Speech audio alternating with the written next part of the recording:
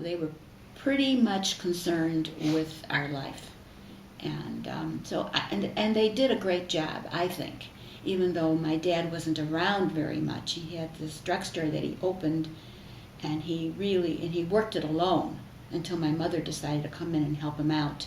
So so it was really commendable the way they shaped their lives, and they always had both sides of the family over for various different occasions. My mother would make it her business to cook up a big dinner, whether it was New Year's Day or Thanksgiving or Rosh Hashanah. She did it all. So I think that was really remarkable that she could do this. Was that her mother who came over? Right. Okay. That was her mother that struggled across the Atlantic Ocean. Yes, yes.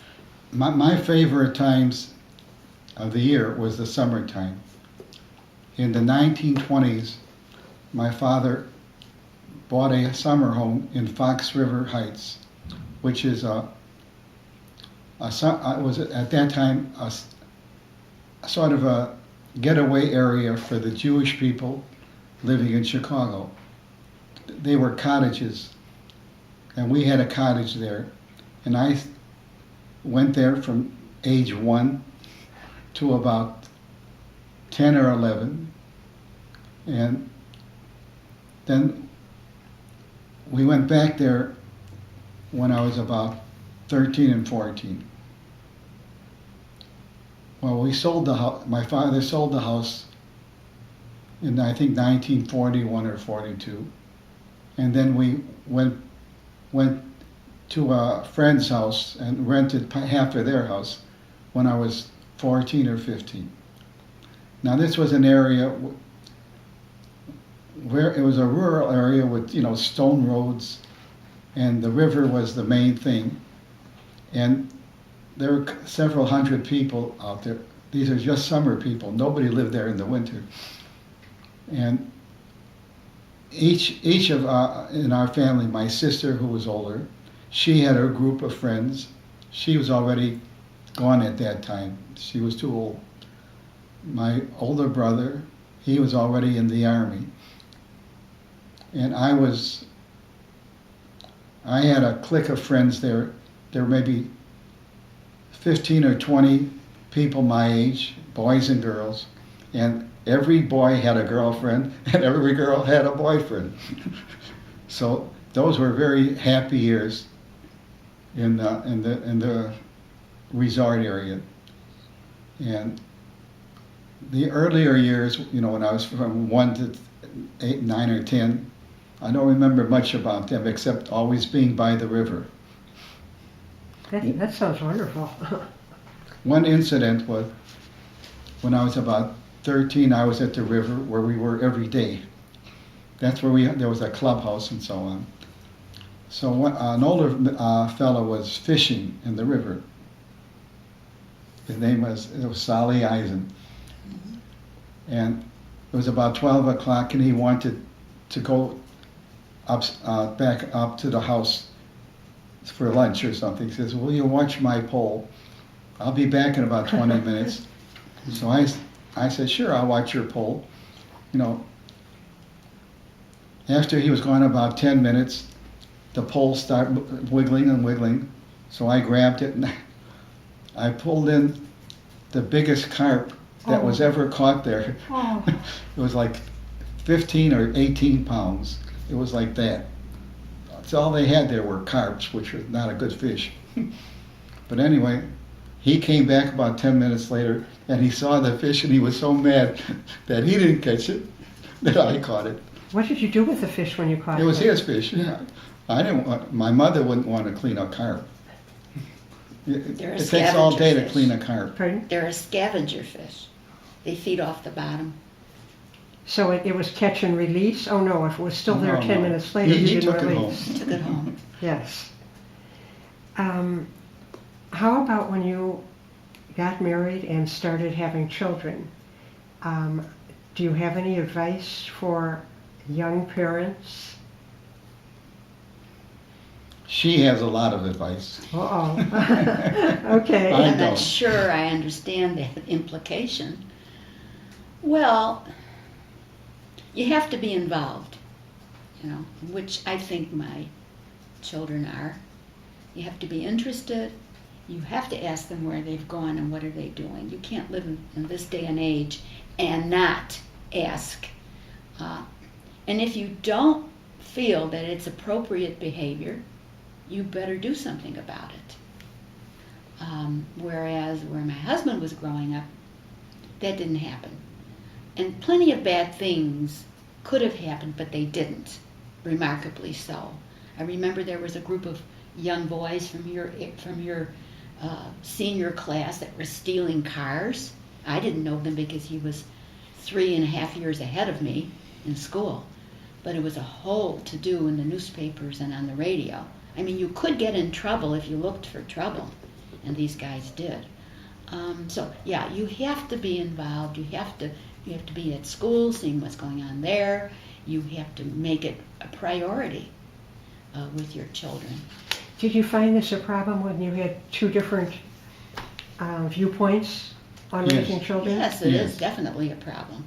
Absolutely a problem. I thought she was too tough. She hit before she talked. I didn't hesitate, let's put it that way. And I didn't like it. It bothered me. It really bothered me. I didn't hit before I talked, but if it got to a point where it was necessary, yeah, I didn't hesitate.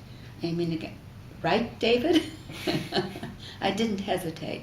I mean, they need to know how far they can go and what's not acceptable. Marty had a different attitude, been brought up a different way, and his parents tolerated a lot. I mean, they could jump off the furniture and it was fine.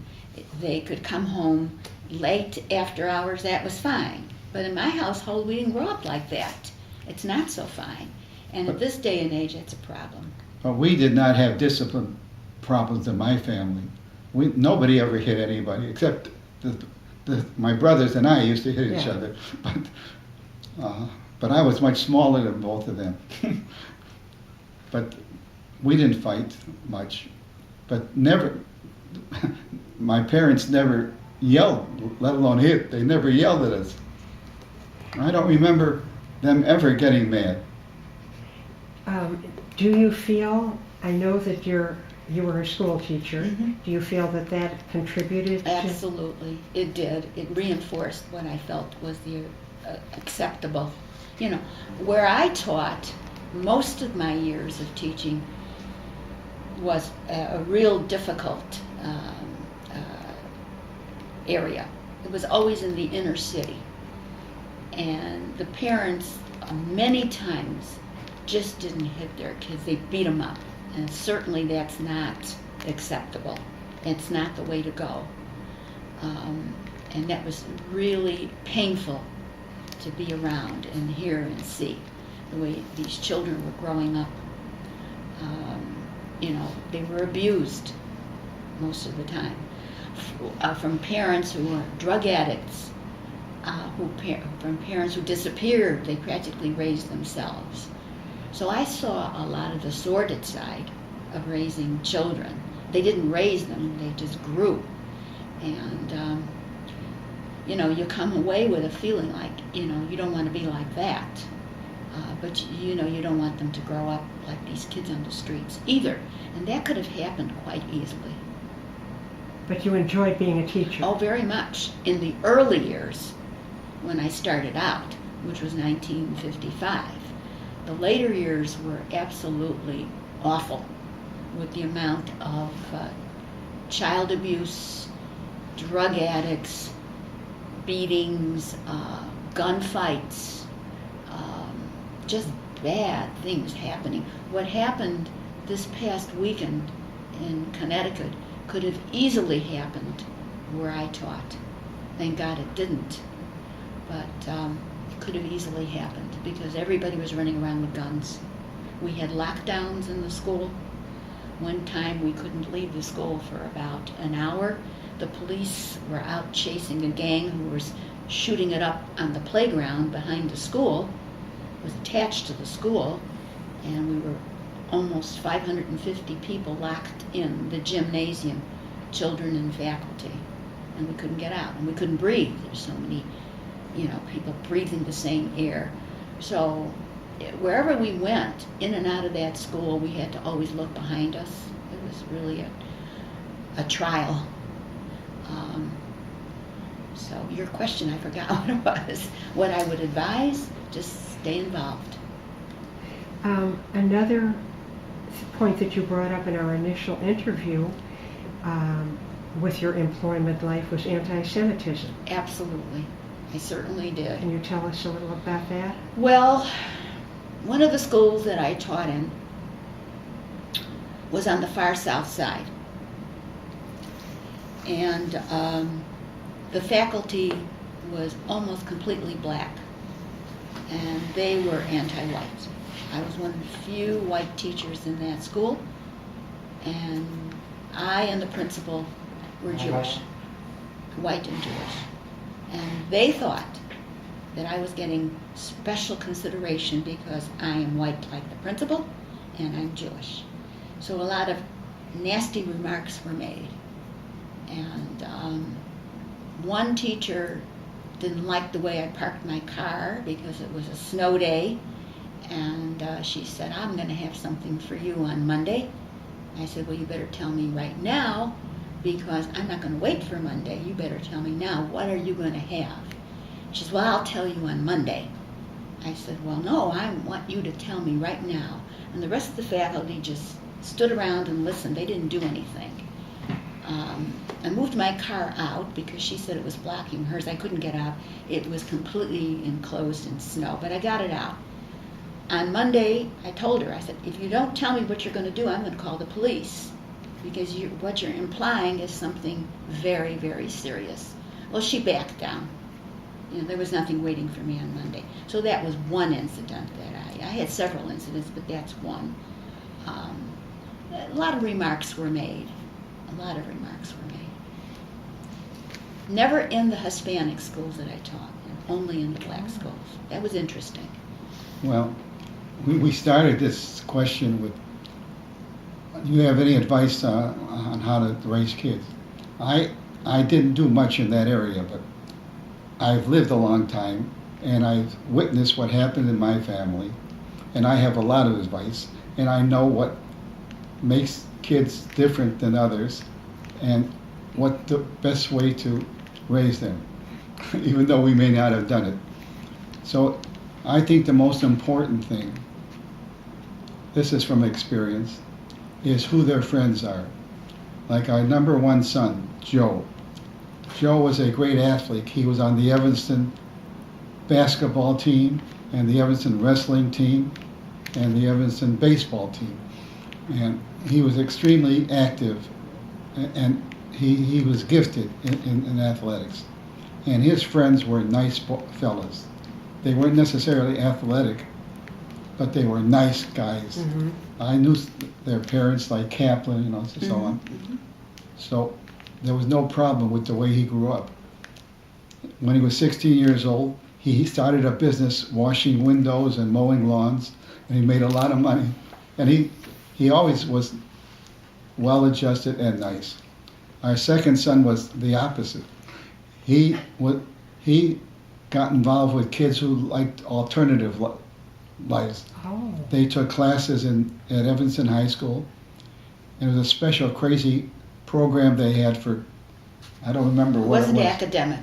It wasn't academic. It was life living. And so he hooked up with wild kids, and that affected him. So that we didn't realize who his friends were. We never paid much attention, but we should have. But he ended up with strange kids, wild kids. Our third son. Over here, David. Don't listen, Dave. He was like in the middle. He had a couple of goofy friends. He had some nice friends, and he had a couple bad years, but he turned out very good. And he was a caddy. Yeah, he was a caddy. And he worked hard. He worked very hard. He used to carry golf clubs for rich people who at the country clubs. And he turned out good. He worked at the drugstore, right, Dave? But Yeah. our best move was with the fourth son. He went to the Jewish day school, not public school. And he grew up with kids that were all home type kids. Sure. Nice. None of them were bad that I know of. And he became a nice guy like his environment. So my advice would be, make sure they associate with the proper kids. You also mentioned when we first talked that you would have some advice for people about work. About work. About work Did I and say jobs. Do you have any advice you would give anybody on what they should do about their businesses or their work? it? I don't know. Okay, we don't need to discuss that. I would like to know something more about your children. I'm assuming from the way you talk that you're very proud of all of them. Right. Can you tell me a little bit about, well, Marty just did